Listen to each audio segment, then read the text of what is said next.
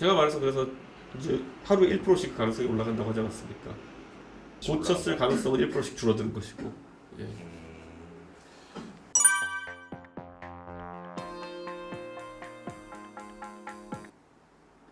어쨌든 노 정객께서 사실 정당 혁신에 지금까지 당신이 쏟아부은 세월이 얼마입니까?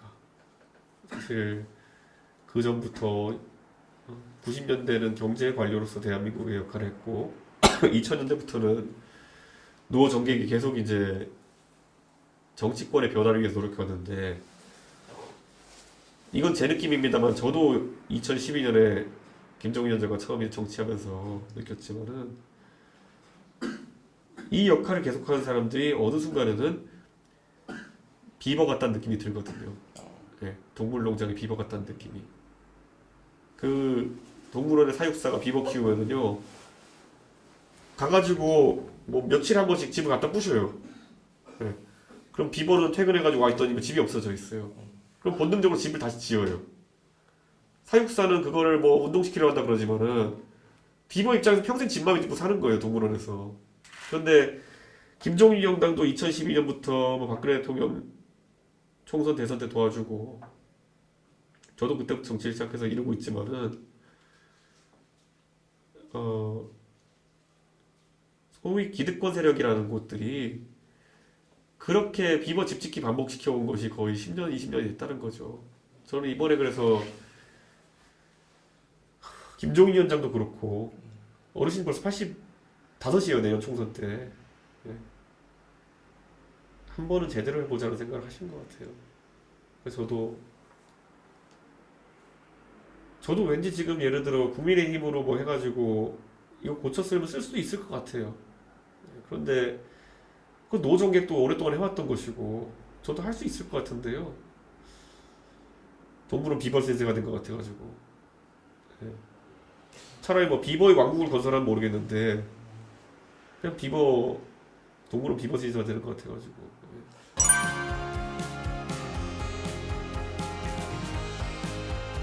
아니 그걸 왜 안 했냐는 거죠. 그걸 지금. 그러니까 저는 이해 안 가는 게 원래 혁신의 동력 아니면은 쇄신의 동력이라고 하는 것은 충격이 가장 클 때 그나마 받아들일 수 있는 거예요. 네? 막연자실에 있을 때 그때 진도 빼는 겁니다. 근데 벌써 강서 보궐선거 패배 이후에 한 달 가까이 지났잖아요.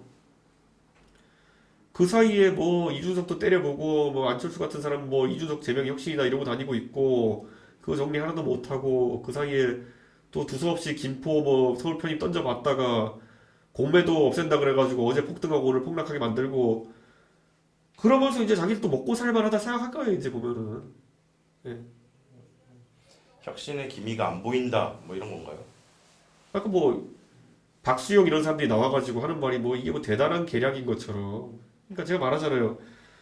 참 한심한 게 제가 당대표하고 이럴 때는 저희가 당 지지율이 50% 육박하고 이럴 때는 오히려 내부 총질한 당대표 때 못 해먹겠다 하고 있다가 지금은 뭐 30에서 왔다 갔다 하고 33되면 잘 나오는 거고 뭐 이러고 있는 상황 속에서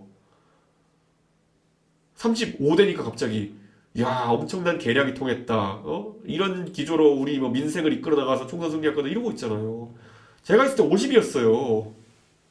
그러니까 뉴노멀에 따라서 자기들끼리 미쳐버린 거예요. 지지율 30%를 어떻게 총선을 이길 수 있겠냐는 간단한 물음에 대해서 착각하고 있기 때문에 강서 보궐선거로 실제 보여준 거예요, 국민들이. 근데 자기들끼리 탁상공을 하면서 지난주에 30이었는데 33이 됐어. 이길 수 있어. 혼자 이러고 있는 거예요. 그러니까 이거는 비버 집짓기도 아니고요. 약간 바보들의 향연같이 돼가고 있는 것 같아요.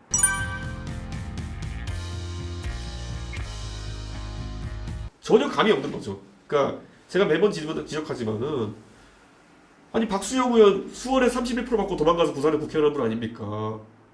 그분 관점에서는 당 지지율 33이 무슨 의미인지 감이 안 잡히는 거죠. 그래도 부산은 될 수도 있으니까. 본인이 수원에서 31% 구르던 잠깐의 시절을 기억 못하죠. 나는 이미 남쪽 나라의 사람이라고 생각하는 거죠. 따뜻한.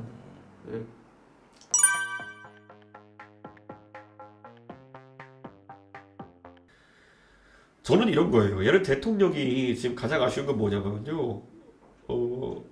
혼자 긴축 재정이라는 그 틀에 빠져 계시거든요. 저는 그런데 그거는 나름 그 네 글자 자체는 가치 있는 얘기라 봐요. 그러면은 그 안에서 이번에 세수가 60조 가까이 70조까지 줄어든다고 하는 것에 대해서 국민들도 우려를 해요. 그럼 그거를 잘 풀어내는 게 정치거든요. 국민들에게 솔직하게.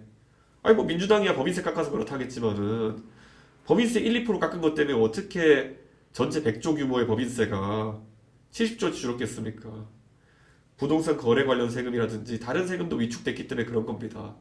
그러면은 대통령께서는 솔직하게 예를 들어 야당 대표 이재명 대표를 불러다가 같이 논의해보자. 이건 너무 심각한 문제다. 재정 문제는.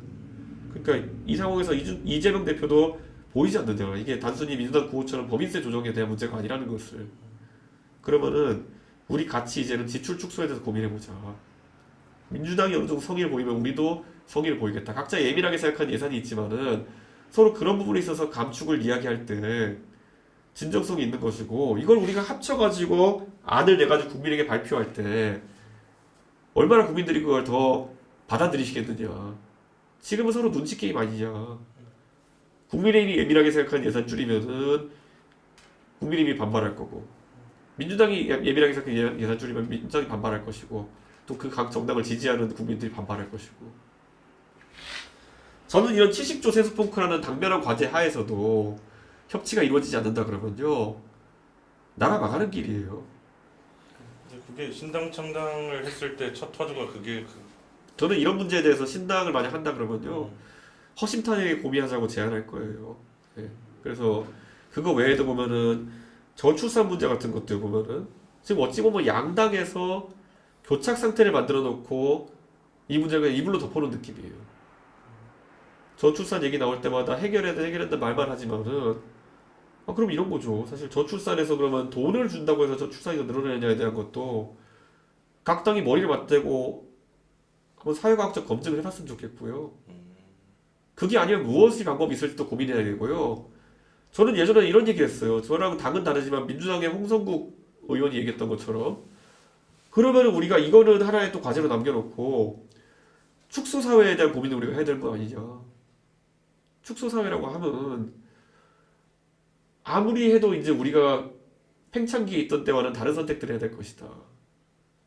그러면은 예를 들어 공무원 규모라든지 아니면 여러 가지 공적 자원의 할당이라든지 이런 것들을 줄이자는 얘기를 누구는 할 수 있어야 되는 거거든요. 근데 지금은 이 얘기 하는 사람이 없어요. 그리고 이 신당이 저는 만약에 된다면은 했으면 좋겠는 게 각자 토론의 룰이나 법칙이나 이런 걸 바탕으로 해가지고 소통할 수 있는 사람들끼리 했으면 좋겠다. 제가 얘기한 게 이념적으로는 저랑 보수랑 같다고 각자 주장해도 오히려 더 말이 안 통하는 사람도 있어요. 예. 때로는 근본주의에 빠져가지고 예를 들어 영남에 있는 의원 중에 보면은 저랑 같은 보수를 표방하고 자유를 표방하지만은 영남 표심에 접근하기 위해서 저와 완전 반대 이야기를 할 때가 있어요. 오히려 그런 것보다는 상식선에서 만나는 게 굉장히 좋겠다 이런 생각이 들어요. 예.